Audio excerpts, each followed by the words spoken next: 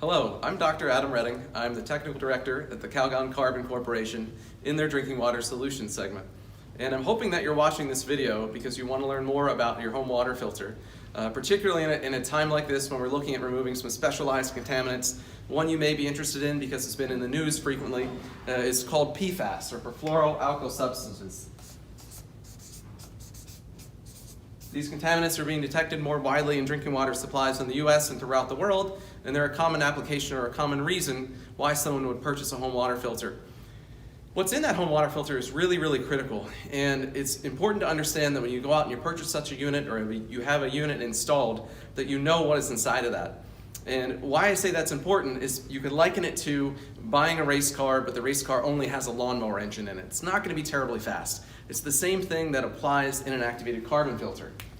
So within these filters, you can think about them very simply like a bed in which the water enters the top, comes out the bottom. Inside that bed will be these granules of the activated carbon material.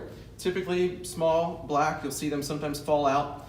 Some people think about them like they're dirt. They're actually not the dirt. They're not dirt at all. They're actually the active ingredient in that filter. So the PFAS contaminant, when it enters in through your water supply, will enter that filter, stick to the surface of the activated carbon, and the PFAS will be removed out the back end. You will not be consuming it. The activated carbon within that filter is important to consider because they're not all created equally. Two types that you'll find in the marketplace will be coconut-based and bituminous coal-based. The coconut-based carbons are not well suited to this type of application because you have a limited time for the PFAS contaminant to diffuse into that structure. What that means is that when you turn on the tap, the water flows through. It might only have a minute or two of contact time. That activated carbon has to be able to suck up that contaminant as quickly as possible.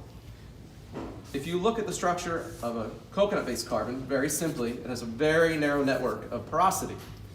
The bituminous material, however, has a lot of open space. This allows the contaminant to find its way into the structure of the carbon and be removed during the short period that your tap is on, or perhaps, for example, it's running through tanks entering into your home. When you go out to purchase your filter, or when you're selecting a filter through a vendor, ask them if it's been certified to NSF 473. This is the certification method from the National Sanitary Foundation that says, yes, this filter, this material has been tested and has been shown to remove the PFAS compounds. Without that certification, you cannot be certain if that filter actually will do the job that you're trying to have it do. So in short, consider what's inside. Don't buy a race car with a lawnmower engine. Look for a bituminous-based carbon inside your filter. This will assure that you're getting the best performance during the use of that filter and that you ultimately and your family are not consuming the contaminant that you're trying to remove.